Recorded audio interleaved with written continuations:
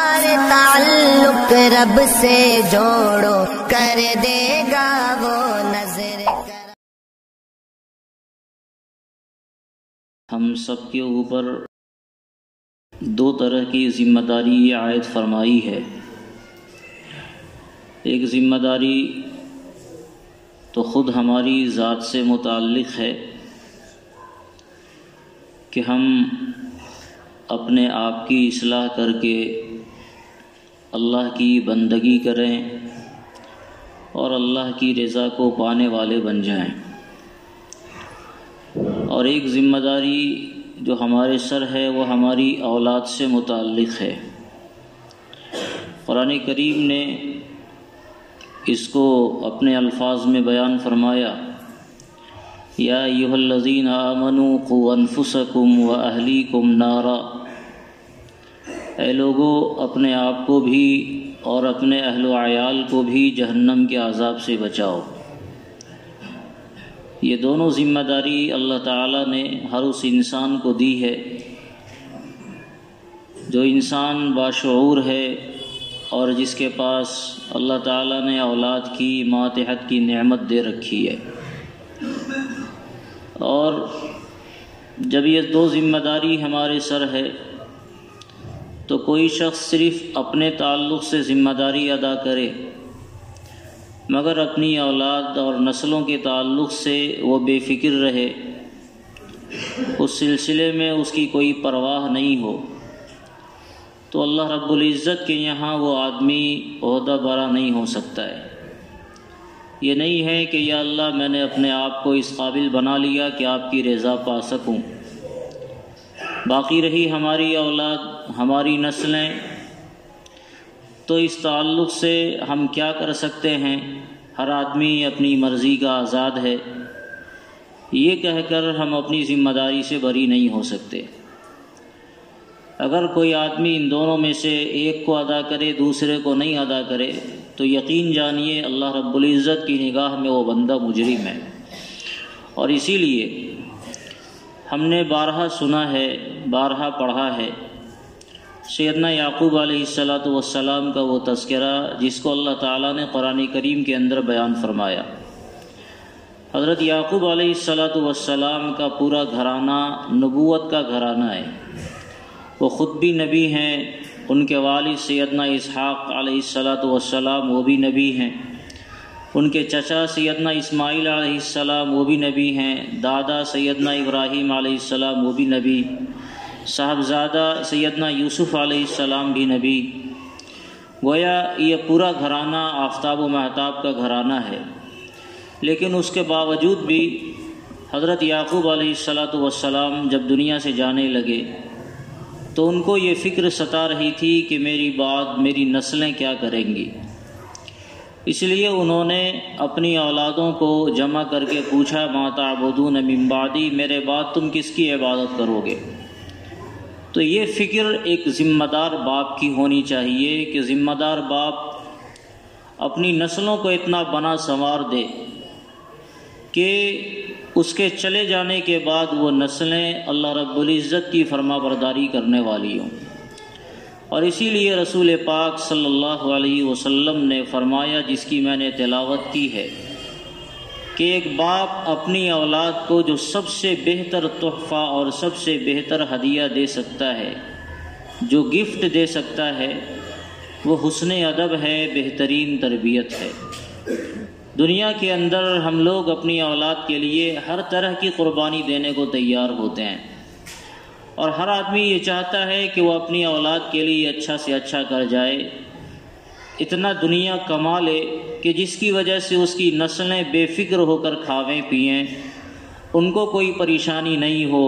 آدمی اتنی زمین ارض لے، اتنا مال و دولت جمع کر لے، اتنا بینک بیلنس جمع کر لے، اپنی زندگی میں اپنے بال بچوں کو پاؤں پر کھڑا ہوتا ہوا دیکھ لے، سیٹلمنٹ ہو جائے ہماری اولاد تاکہ ہم سکون کی سانس لے سکیں اور سکون کے ساتھ مر سکیں، ہمارے بعد ہماری نسلیں بے فکر ہو کر رہیں، اس کے لیے کوئی تنگی نہ ہو، اسے کوئی بدحالی نہ ہو، اور اس کے لیے آدمی ہر طرح کی قربانی دیتا ہے۔ لیکن صحیح معنی میں اپنی اولاد کی فکر کرنے والا وہ ہے جو اپنی اولاد کو دینی اعتبار سے مطمئن کر کے جائے، اپنی اولاد کو اپنی آنکھوں کی ٹھنڈک بنا کر جائے، اپنی اولاد کو اس قابل بنا کر جائے کہ اس کے مرنے کے بعد اس کی اولاد دعاؤں میں اپنے ماں باپ کو یاد رکھیں۔ یہ بہترین صدقہ جاریہ ہے جو آپ علیہ الصلاۃ والسلام نے ارشاد فرما رکھا ہے کہ آدمی جب مرتا ہے تو اس کا سب سے بہترین صدقہ جاریہ 3 ہیں، جس میں ایک یہ ہے کہ اس نے نیک اولاد چھوڑی جو اولاد اپنے ماں باپ کے لیے دعا کرتی ہے۔ اور جب آپ اپنی اولاد کو حسن تربیت سے آراستہ کر کے دنیا سے جائیں گے تو یقین جانیں، بالکل یقین کریں کہ اللہ رب العزت اس کی دنیا کو ضائع نہیں کرے گا۔ اگر اپنی اولاد آپ کی دنیا کے اعتبار سے خوشحال ہو گئی اور دینی اعتبار سے اس کی کوئی تربیت نہیں ہو سکی، اس نے اپنے اللہ کو نہیں پہچانا، اپنے رسول کو نہیں پہچانا، اسے نہیں پتا ہے کہ اس کی زندگی کا مقصد کیا ہے، تو لاکھوں اربوں کی دولت آپ چھوڑ کر جائیں گے تو آپ کے آنکھ بند ہونے کے بعد چند ہی دن گزریں گے، شاید آپ کی لاش بھی نہیں سڑی ہوگی، آپ کا کفن بھی پرانا نہیں ہوگا، اور آپ کی اولاد آپ کا یہ چھوڑا ہوا سارا مال، ساری جائیداد برباد کر دے گی، اور ایک دن آئے گا جب وہ سڑکوں پر بھیک مانگتا ہوا نظر آئیں گی۔ یہ کوئی افسانہ نہیں ہے جس کا میں تذکرہ کر رہا ہوں، آنکھ اٹھا کر دیکھیں تو اپنے معاشرے کے اندر بھی یہ باتیں نظر آتی ہے کہ جن باپوں نے اپنی اولاد کو حسن تربیت سے آراستہ نہیں کیا اور دنیا بہت چھوڑ کر گئے، ان کی اولادیں وقت آیا جو بھیک مانگنے پر مجبور ہو گئی۔ بنو امیہ کی جب خلافت قائم ہوئی تھی تو ایک بوڑھے سے ایک بندے نے پوچھا کہ آپ نے کئی حکومتیں دیکھی ہیں، کئی بادشاہ آپ کی نگاہوں سے گزرے، ولید ابن عبد الملک گزرا، ہشام ابن عبد الملک گزرا، اور نہ جانے کون کون لوگ گزرے، اسی میں حضرت عمر ابن عبد العزیز رحمۃ اللہ علیہ کی زندگی کو بھی آپ نے دیکھا، تو آپ بتائیں کہ کوئی سبق آموز واقعہ جو آپ نے دیکھا ہو کیا ہے؟ تو انہوں نے بتایا کہ کئی بادشاہ میری نگاہوں سے گزرے اور میں نے ہر بادشاہ کو یہ دیکھا کہ اپنی اولاد کے لیے انہوں نے اتنی بڑی بڑی جائیدادیں اور اتنی بڑی مال و دولت کے انبار چھوڑے جس کا شمار کرنا ممکن نہیں ہے۔ اور ایک طرف عمر ابن عبد العزیز کو ہم نے دیکھا کہ اپنی جائیداد اپنی اولاد کے لیے، نسلوں کے لیے چند دینار چھوڑے تھے، معمولی دینار، ہر بچوں کو 19 درہم، چاندی کے سونے چاندی کے جو سکے ہوتے ہیں درہم، ہر بچے کو 19-18 درہم کے حساب سے ہر بچوں کو یہ پڑا تھا۔ تو ایک طرف عمر ابن عبد العزیز کی اولاد، ان کی نسلیں جن کے باپ نے ان کی اولاد کے لیے کچھ نہیں چھوڑا، اور ایک طرف ان سے پیشرو جو فرما رواں ہیں جنہوں نے اپنی اولاد کے لیے بڑی بڑی جائیدادیں چھوڑی، بڑے بڑے مال و دولت کے انبار چھوڑے۔ قاعدہ کیا ہونا چاہیے؟ یہ ہونا چاہیے کہ عمر ابن عبد العزیز کی نسلیں برباد ہو جاتی اور وہ کھانے کھانے کو، دانے دانے کو ترستی، اور جو دوسرے فرما روا تھے ان کی اولادیں شاہانہ زندگی گزارتی، انہیں زندگیوں میں کوئی فقر و فاقہ نہیں ہوتا۔ مگر دنیا نے یہ دیکھا، اس بوڑھے کا جواب تھا، دنیا نے یہ دیکھا، میں نے خود دیکھا کہ جو پیشرو فرما روا تھے عمر ابن عبد العزیز سے، ان کی اولادوں کو ہم نے دیکھا کہ وہ سڑکوں پر بھیک مانگ رہے ہیں، اور عمر ابن عبد العزیز کی اولاد کو ہم نے دیکھا کہ اللہ کے یہ بندے ایک ایک دن میں 100 گھوڑے اللہ کے راستے میں قربان کرنے والے بنے۔ یہ آخر الٹا نظریہ کیوں ہوا؟ اسی حسن تربیت کا نتیجہ تھا۔ انہوں نے اپنی اولاد کی دین کے بارے میں فکر کی، دیندار انہیں بنا دیا، اور دنیا سے یہ بے پرواہ ہو گئے۔ اللہ رب العزت نے ان کی دنیا کا خیال رکھا۔ قرآن کریم نے کہا ہے نحن قسمنا بینہم معیشتہم فی الحیات الدنیا، دنیا کے بارے میں بہت فکر مند ہونے کی ضرورت نہیں ہے، مقدر ہم نے سب کا طے کر رکھا ہے، قلم لکھ کر خشک ہو گیا ہے، تقدیر لکھی جا چکی ہے، جس کے مقدر میں وہ جو ہوگا وہ جھک مار کر اسے ملے گا، آپ بھاگیں گے بھی تو بھی ملے گا، اور اگر آپ حاصل کرنے کی فکر کریں گے تو بھی ملے گا۔ عمر ابن عبد العزیز سے پوچھا گیا جب وہ دنیا سے جا رہے تھے کہ آپ کے پیشرو فرما روا نے اپنی اولاد کے لیے اتنا کچھ چھوڑا اور آپ اپنی اولاد کے لیے کیا چھوڑ رہے ہیں؟ تو انہوں نے کہا کہ میں انہیں تربیت دیا ہوں، اب اگر یہ اللہ کے بندہ بن کر زندگی گزاریں گے تو مجھے کوئی فکر کرنے کی ضرورت نہیں ہے، اللہ اس کا نگہبان ہے، اور اگر یہ اللہ کے نافرمان بن کر بنیں گے تو ایسی اولاد کی مجھے کوئی فکر کرنے کی ضرورت نہیں ہے۔ جو اولاد اللہ کی نافرمان ہو، مجھے نہیں کوئی ضرورت ہے کہ میں ایسی اولاد کی فکر کروں اور اس کے بارے میں سوچوں کہ میرے بعد وہ کیا کھائے گا اور کیا کرے گا کیا نہیں کرے گا، مجھے فکر کرنے کی ضرورت نہیں ہے۔ تو بہرکیف دنیا نے یہ نظارہ دیکھا اس لیے کہ انہوں نے اپنی اولاد کی حسن تربیت سے ایسا مزین اور آراستہ کر رکھا تھا کہ وہ آخرت کے بھی ہوئے اور دنیا کے بھی ہوئے۔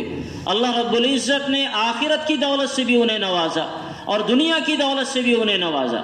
لیکن جب انسان صرف اپنی اولاد کی دنیا کی فکر کرتا ہے تو ایک طرف جہاں وہ اپنی ذمہ داری ادا نہیں کرتا، وہیں دوسری طرف صورتحال یہ بنتی ہے کہ وہ ان کی اولادیں دنیا کے اعتبار سے بھی خوشحال نہیں رہتی، دنیا کے اعتبار سے بھی ان کی بدحالی مقدر ہو جاتی ہے۔ ظاہر ہے کہ جب آدمی اللہ سے ڈرنے والا نہیں ہوگا، 2 لاکھ روپے آپ کے جیب میں ہوں گے تو کچھ پیسے وہ شراب میں برباد کرے گا، کچھ پیسے عیش و عشرت میں برباد کرے گا، کچھ پیسے فضولیات میں برباد کرے گا، اپنی آخرت کے لیے اور اپنی ذات کے لیے وہ کچھ نہیں کرے گا، اور ساری دولت سارا مال وہ ادھر ادھر اس لیے ضائع کر دے گا کہ 2 روپیہ اسے حاصل ہے، پھٹانی ہے تو کون کہنے والا ہے۔ اور جب یہ لوگ قلاش ہو جاتے ہیں، اس کے بعد رونا جب روتے ہیں تو اس وقت ان کے حالات کو سدھارنے والا شاید کوئی نہیں رہتا، ان کے اوپر آنسو بہانے والا کوئی نہیں رہتا، کیونکہ لوگوں کو ان کی پچھلی زندگیاں یاد ہوتی ہیں۔ تو اللہ رب العزت نے اسی لیے ہر انسان کے اوپر ایک ذمہ داری دی کہ اپنی اولاد کے تعلق سے آپ کو فکر مند ہونا ہے، اور جن لوگوں نے اپنی اولاد کے تعلق سے فکر مندی کا اظہار کیا، اللہ تعالیٰ انہیں بھی نوازتا ہے اور ان کی اولاد کو بھی نوازتا ہے۔ یہ شریعت کی ایک تعلیم ہے، انسان اپنی اولاد کو سب سے بہتر جو تحفہ اور عطیہ دے سکتا ہے وہ حسن تربیت کا عطیہ ہے، حسن ادب کا عطیہ ہے۔ اس سے بہتر عطیہ دنیا میں کوئی باپ کسی کو آج تک نہیں دے سکا۔ جناب رسول اللہ صلی اللہ علیہ وسلم فرما رہے، اس کا مطلب یہ ہوا کہ اس سے بہتر عطیہ اور تحفہ دنیا میں کسی باپ نے اپنی اولاد کو نہیں دیا۔ اور اسی لیے آقا علیہ الصلوۃ والسلام کی یہ تعلیم ہے کہ جب بچہ دنیا میں آوے، بلکہ دنیا میں آنے سے پہلے اس کی تربیت کا انتظام کیا جائے۔ جب ماں باپ نکاح کرتے ہیں تو نکاح کے وقت اللہ رسول کی تعلیمات کو سامنے رکھنا، یہ کیا ہے؟ اسی مستقبل کو سنوارنے کی فکر کرنا ہے۔ جب ماں باپ آپس میں ملاقات کرتے ہیں اس وقت شیطان سے حفاظت کے لیے دعاؤں کی تلقین کرنا اور آداب و رعایت کا خیال اس وقت بھی کرنا جب انسان شہوت سے مغلوب ہوتا ہے۔ یہ کیا ہے؟ تاکہ اس کے نتیجے میں جو اولاد اور جو نسلیں تیار ہوں وہ نسلیں بغیر بسم اللہ کے نہیں ہوں، اس نسل کی بنیاد میں اللہ رب العزت کی بڑائی کا بول بولا گیا ہو۔ تو جب وہ نسلیں اس انداز میں بنیں گی اور سنوریں گی تو اس نسل سے بہتری کی امید رکھی جائے گی۔ پھر جب انسان جب پیدا ہوا تو فوراً شریعت کا یہ حکم ہوا کہ اس کے کان میں اذان دی جائے، اللہ کی بڑائی کا بول اس وقت اس کے کان میں دی جائے جب اس کے کان میں ابھی دنیا کی آوازیں نہیں پہنچی ہے۔ کیوں؟ تاکہ یہ بچہ سنورے، بنے، پھر اس کا اچھا سا نام رکھا جائے، اس کا عقیقہ کیا جائے۔ جب وہ بولنے لگے تو لا الہ الا اللہ کی تلقین کی جائے، جب ہوشیار ہو جائے تو نماز کی تعلیم دی جائے، جب اور بڑا ہو جائے تو نماز کے لیے ذرا سختی کا معاملہ کیا جائے۔ کیا ہے یہ؟ شروع سے بالکل بچوں کی تربیت کا ایسا انداز اپنایا گیا کہ اس انداز پر اگر بچوں کی تربیت ہوگی تو بعد میں کسی ماں باپ کو یہ شکایت نہیں رہے گی کہ ہمارا بیٹا ایسا اور ہمارا بیٹا ویسا، ہمارا بیٹا ہماری بات نہیں مانتا اور مولانا صاحب تعویذ دے دیجئے۔ میں کہا کرتا ہوں جب آپ بنیاد ہی خراب ڈالیں گے، بچوں کی تربیت کی جب فکر نہیں کریں گے، اس کی بنیاد ٹیڑھی ہو گئی، اور جب یہ بنیاد اوپر جائے گی اور اس کی دیوار ٹیڑھی ہوگی، اس وقت آپ کہیں گے کہ یہ دیوار ٹیڑھی ہو گئی، اس کو سیدھی کر دی جائے اور اس کے لیے تعویذ دے دی جائے، اس کے لیے کوئی دعا بتلایا جائے۔ تو دنیا میں کوئی مولانا ایسا نہیں ہے جس کی بنیاد بچے کی ٹیڑھی ہو جائے اس کو سیدھا کر دے۔ کوئی تعویذ ایسی نہیں ہے جس تعویذ کے ذریعے بگڑے ہوئے بچوں کو سیدھا کر دیا جائے۔ اس کے لیے آپ کو شروع سے ماں باپ کو اپنی پوری ذمہ داری کے ساتھ محنت کرنی پڑے گی، اور ماں باپ جب پوری ذمہ داری سے محنت کرتے ہیں تو پھر اولاد بھی ویسے ہی نکلتی ہے جیسے نکلنی چاہیے۔ دنیا میں جتنے بڑے لوگ آخرت کے اعتبار سے پیدا ہوئے، جن کو مقام اللہ رب العزت نے دیا، امام بخاری کا نام لے لیں، امام مسلم کا نام لیں، امام ابو حنیفہ کا نام لیں، شیخ جنید بغدادی کا نام لیں، جس لائن میں جتنے بڑے بڑے لوگ ہیں، سب کی تربیت آپ دیکھیں گے تو عام طور سے ان کی تربیت میں ان کے گھرانے کا، ان کے گھر کے ماحول کا، ان کے ماں باپ کا ایسی تربیت کا انداز ہے جس کی بنیاد پر یہ بچہ بعد میں جا کر بڑا ہوا ہے۔ ہم لوگوں نے بچپن کی کتاب میں شیخ عبد القادر جیلانی رحمۃ اللہ علیہ کا واقعہ پڑھا۔ بچپن میں جب وہ تعلیم حاصل کرنے کے لیے نکلے، کیا ہوا؟ تو ماں نے کیا کیا؟ 40 دینار سونے کے 40 سکے، یعنی ایک سکے کی قیمت آج کے زمانے کے اعتبار سے کم و بیش 1 لاکھ سے زائد ہوتی ہے۔ 40 سکے، 40-50 لاکھ نہیں، شاید 1 کروڑ کی مالیت۔ اس زمانے میں کوئی بڑا مسئلہ نہیں تھا، سونے چاندی کا دام اتنا نہیں تھا۔ 40 سکے بازو میں سل دیے بیٹے کے، اور یہ کہا بیٹا کبھی جھوٹ نہیں بولنا ہے، اللہ ناراض ہوتا ہے۔ اس قافلے پر، جس قافلے میں شیخ عبد القادر جیلانی شریک تھے، اس قافلے پر ڈاکوؤں نے حملہ کر دیا، سب کا مال چھین لیا گیا۔ ایک ڈاکو آیا اس کے پاس، بیٹے تمہارے پاس بھی کچھ ہے؟ اس بیٹے کے پاس تو کچھ نہیں تھا، معمولی جھولا تھا جس میں 2-4 جوڑے کپڑے رکھے ہوئے تھے، اور جو پونجی تھی وہ چھپا رکھی تھی یہاں۔ اگر یہ بچہ چاہتا تو جھوٹ بول سکتا تھا اور اپنے مال کو چھپا سکتا تھا، لیکن اس بچے نے کہا کہ ہمارے پاس 40 دینار ہیں۔ یہ جملہ سن کر ڈاکوؤں کی آنکھیں پھٹی کی پھٹی رہ گئی۔ اتنی بڑی دولت اس بچے نے اپنے پاس رکھی ہے، بیٹا کہاں ہے؟ اس نے دکھلا دیا، یہاں چھپا ہوا ہے، میری ماں نے یہاں سل رکھا ہے۔ اس کو پھر بھی یقین نہیں آیا، اپنے سردار کے پاس وہ لے گیا، اور سردار کے پاس لے جا کر کہا دیکھیے یہ بچہ کیا بولتا ہے۔ بچے سے پوچھا گیا ہاں بیٹے تمہارے پاس مال ہے؟ کہا ہاں 40 دینار ہے جو میرے ماں نے یہاں سل کر دے رکھے ہیں۔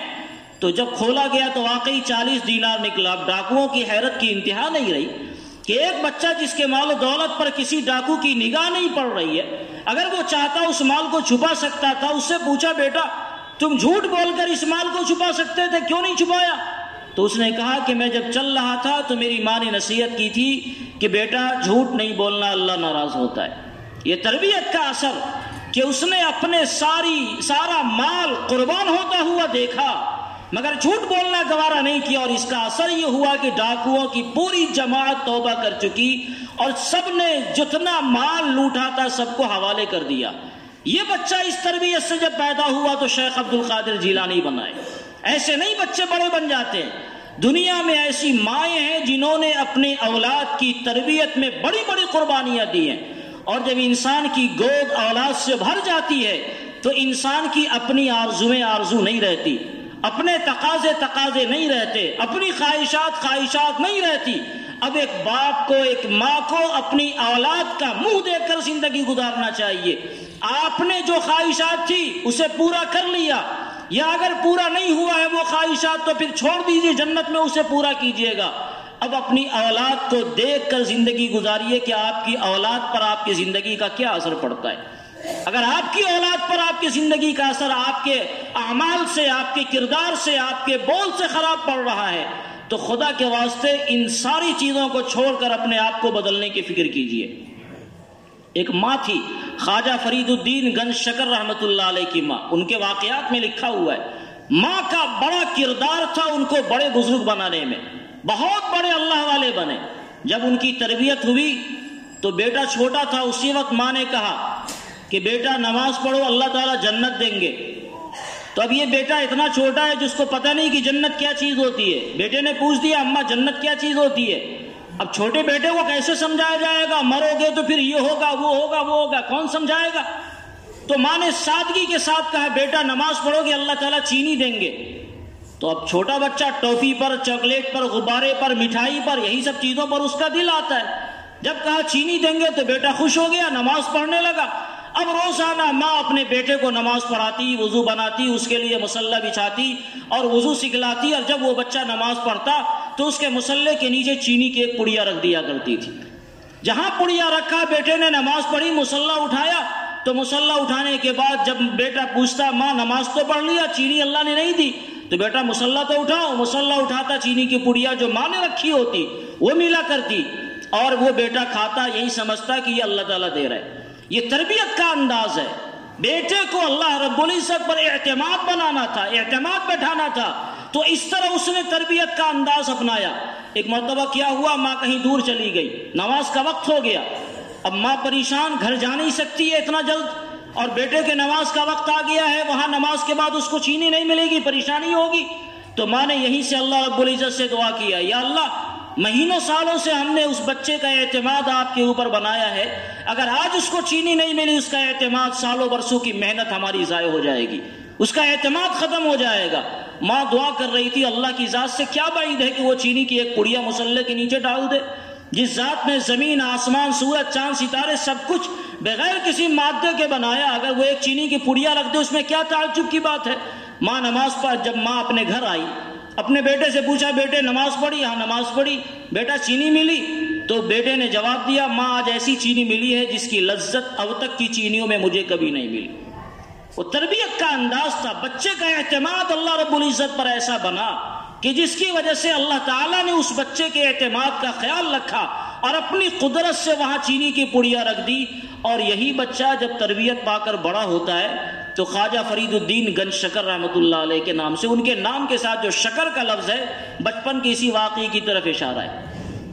یہ گھروں کے ماحول کا اور گھروں کی تربیت کا یہ اثر ہوتا ہے۔ جب ہمارے گھروں میں ایسا ماحول بنے گا اور تربیت کا ایسا انداز ہوگا تو ہمارے یہاں بھی انشاءاللہ بڑے بڑے لوگ پیدا ہوں گے۔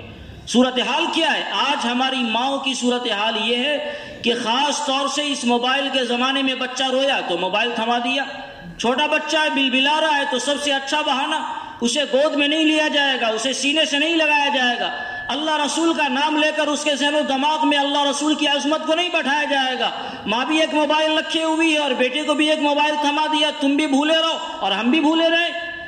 تربیت کا اگر یہ انداز ہوگا تو موبائل پر اور گناہوں پر جس بچے کی تربیت ہوگی، کیا آپ سمجھتے ہیں کہ وہ بچہ آپ کا فرما بردار ہوگا؟ جب بچپن سے اس کی نافرمانی کا بیج، اللہ رب العزت کی نافرمانی کا اس کے سینے میں بویا جا رہا ہے تو بڑا ہو کر کیا بنے گا؟ آج اگر آپ اس کی صحیح معنی میں تربیت کریں اور آج اس کی تربیت کی فکر کریں تو یقین جانیں اس تربیت کا جیسی آپ تربیت کریں گے اس کا اثر اس کی زندگیوں میں کل ہو کر نظر آئے گا، اور یہی بچہ پھر آپ کی بات ماننے والا، آپ کے لیے قربانی دینے والا، آپ کے لیے سر تسلیم خم کرنے والا بنے گا، اور یہ آپ کی آنکھوں کی ٹھنڈک بنے گا۔ لیکن وہ صورتحال جو آج سے 20-25 سال پہلے تقریباً ایک زمانے میں ہوتا تھا، یہاں بھی ہوتا تھا۔ مائیں اپنے بچوں کو اللہ رسول کے قصے سنایا کرتی تھی، دادیاں اپنے بچوں کو صحابہ صحابیات کے واقعات سنایا کرتی تھی، نہ ہمیں یاد ہے نہ ہم بچوں کو سناتے، کیونکہ ہم نے بھی پڑھنا لکھنا چھوڑ دیا، ہمیں بھی کچھ یاد نہیں ہے، ہمارے پاس بھی اوقات نہیں ہے۔ اس لیے ماں باپ کا جو گھروں کا جو ماحول ہے بچوں کی تربیت کا، وہ انتہائی برا ہوتا چلا جا رہا ہے، اور مجھے معاف کیا جائے صورتحال بڑی حد تک نازک ہو رہی ہے۔ ہر بچہ اپنے ماں باپ سے بالکل کٹ کر اور باغی بن کر زندگی گزار رہا ہے۔ کوئی باپ شاید ایسا ہو جو یہ کہے کہ ہماری اولاد ہماری نگرانی میں اور ہمارے کہے میں ہے، کم ایسے ماں باپ ہیں۔ سب لوگ یہ کہہ رہے ہیں کیا کرے، بیٹا بات نہیں مانتا، ارے زمانہ ایسا آ گیا بیٹا باپ کی بات نہیں مانے گا۔ یہ تو رونے کی بات ہے۔ اس کا مطلب یہ ہے کہ آپ نے اس کی تربیت کی وہ فکر نہیں کی جو فکر آپ کو کرنی چاہیے تھی۔ اس لیے میرے بزرگوں اور دوستوں اس پر خاص دھیان دینے کی ضرورت ہے، ورنہ نسلیں برباد ہو رہی ہیں ہماری، اور جب نسلیں برباد ہوں گی تو جانتے اس کے بعد جو نسل آئے گی، جو نسل ہماری آنکھوں کے سامنے ہے وہ تو جو ہے وہ ہم دیکھ رہے، اور یہ جب نسل بڑی ہوگی اور اس کی بعد جو نسل آئے گی تو آپ سمجھ رہے ہیں کہ اس نسل کا کیا ہوگا۔ خدا ہی جانتا ہے 2-3 نسلوں کے بعد جو نسلیں آئیں گی اس کو ایمان بھی یاد ہوگا، کلمہ بھی یاد ہوگا یا نہیں یاد ہوگا، وہ اللہ ہی جانتا ہے۔ آدمی بڑی محنت کرتا ہے تب جا کر کچھ ملتا ہے اسے۔ آپ اگر مثال کے طور پر بہت بڑے اعلیٰ درجے پر تربیت کے فائز ہیں، 10 ڈگری پر آپ ہیں، تو آپ کا بچہ تب جا کر 8, 7, 5 ڈگری پر آئے گا، اور آپ کا بچہ ہی اگر 0 ڈگری پر ہو تو اس کے بعد آنے والی نسلیں ان کا کیا حال ہوگا؟ آپ سوچ سکتے ہیں۔ ہماری جو نسلیں ابھی جو موجودہ ہیں، جن کی زندگیوں کو دیکھ کر یقین نہیں آتا کہ یہ مسلمان کے بچے ہیں۔ آخر دنیا میں اور بھی جگہ تو لوگ بستے ہیں، اور بھی جگہ مسلمان بستے ہیں، لیکن اتنی صورتحال خراب نہیں ہوتی ہے جتنی صورتحال اب ہمارے علاقوں میں خراب ہونے لگی۔ اولاد ہے، لگتا ہی نہیں کہ اس کا کوئی ماں باپ ہے، اور اگر باپ ہے تو نہ اس کے باپ کی کے ڈر کا اثر، نہ اس کے خوف کا اثر، کوئی بھی چیز نہیں ہے، نہ باپ کی عظمت کا خیال، نہ بڑوں کی عظمت کا خیال۔ زمانہ تھا کہ جب لوگ بڑوں کو دیکھ کر سائڈ ہو جایا کرتے تھے، اب آپ کے سامنے سارا کام کریں گے، اسے کوئی جوں تک نہیں رہتی کہ کوئی بڑا بھی ہمارے سامنے آ رہا ہے، کسے باشد کوئی بڑا ہو۔ ایک زمانہ تھا بڑوں کا لوگ خیال کرتے تھے، ہوٹلوں میں اگر کوئی بڑا آ گیا، چاہے وہ بڑا گاؤں کا سب سے بیکار قسم کا آدمی ہے، تو چھوٹے بچے ہوٹلوں کو سائڈ کر دیا کرتے تھے۔ اب بیچارہ بڑا ہی اپنے چہرے پر پردہ رکھ کر سائڈ ہو جاتا ہے کہ بچے بدتمیز ہیں اور جائیں گے تو کہیں کوئی دو چار جملہ بول نہ دے۔ کیوں یہ صورتحال پیش آتی ہے؟ جہاں بچوں کی ذمہ داری، اچھا یہ جو بچے کرنے والے، ایسا نہیں کہ وہ بچے ایک دم کم عقل ہیں، ہوشیار نہیں ہیں، یہ بچے بھی خوب سمجھ رہے ہیں کیا کر رہے ہیں۔ میں ان بچوں سے بھی کہتا ہوں اگر آپ ایسا کریں گے تو کل ہو کر آپ کا دن اور زیادہ خطرناک ہونے والا ہے۔ آپ یہ نہیں سمجھیے کہ ہم بڑے تیز ہو گئے، بڑے ہوشیار ہو گئے، اپنے ماں باپ کو، اپنے بڑوں کو جیسا چاہے کر لیں، بیوقوف بنا لیں۔ آپ کی جو نسل آئے گی وہ آپ کو بیوقوف نہیں، پاگل بنا کے چھوڑے گی۔ جیسا کرے گا آدمی ویسا پائے گا، یہ دنیا کا اصول ہے۔ تلک الایام نداولها بین الناس، یہ زمانہ ایسی چلا کرتا ہے، ہر شام کے بعد سویرا اور ہر سویرے کے بعد شام آتی ہے، جو جیسا کرے گا ویسا پائے گا، ویسا بھگتے گا۔ نہیں سمجھ میں آتا ہے تو تاریخوں کو پڑھ کر دیکھیں، اور نہیں سمجھ میں آتا ہے تو جو لوگ بڑے ہو چکے ان سے جا کے ان کے بچپن کے حالات پوچھیں۔ آج جو ماں باپ اپنے بچوں سے پریشان ہیں، ان ماں باپ سے پوچھیں ان کی دل کی حالت کہ تم نے اپنے ماں باپ کے ساتھ کیا کیا تھا۔ اگر وہ سچ بتائے گا تو وہ بتائے گا کہ میں نے بھی اپنے ماں باپ کے ساتھ کچھ گڑبڑ کیا تھا، اس لیے ہماری اولادیں آج ہمارے ساتھ گڑبڑ کر رہی ہیں۔ تو ان اولاد کو بھی سمجھنا چاہیے کہ اگر آج ہم نے ماں باپ کے ساتھ گڑبڑ کی تو کل ہمارے ساتھ کیا ہوگا، وہ زمانہ تو اور خراب آئے گا، اور شاید کوئی کہنے والا نہیں رہے، اور شاید کوئی سننے والا نہیں رہے، تو اس وقت کی صورتحال تو اور یقیناً خراب ہوگی۔ اس لیے یہ ذمہ داری جہاں ماں باپ کی اللہ رب العزت نے دے رکھی ہے، بچوں کی بھی ذمہ داری ہے کہ وہ اپنے طور پر اپنے آپ کو دیندار بنانے کی فکر کرے۔ یہ دنیا کوئی بہت بڑی چیز نہیں ہے، آتی ہے اور آئے گی، جس کا جو مقدر ہے وہ مل کر رہے گا، لیکن اس دنیا کے لیے آدمی دنیا میں ایسا منہمک ہو جائے کہ اپنی اولاد سے اور اپنے گھروں کو برباد تک کر دے اور فکر نہیں کرے ہمارے گھر میں کیا ہو رہا ہے، ہمیں فرصت نہیں مل رہی ہے۔ تو کون سی ایسی زندگی ہے جو آپ جی رہے ہیں؟ وہ دنیا کون کام کی جس دنیا کو حاصل کرنے کے لیے آپ نے گھر بار کو برباد کر رکھا ہے؟ اس لیے اللہ کے واسطے اپنی اولاد کو اپنے کنٹرول میں کیا کیجیے۔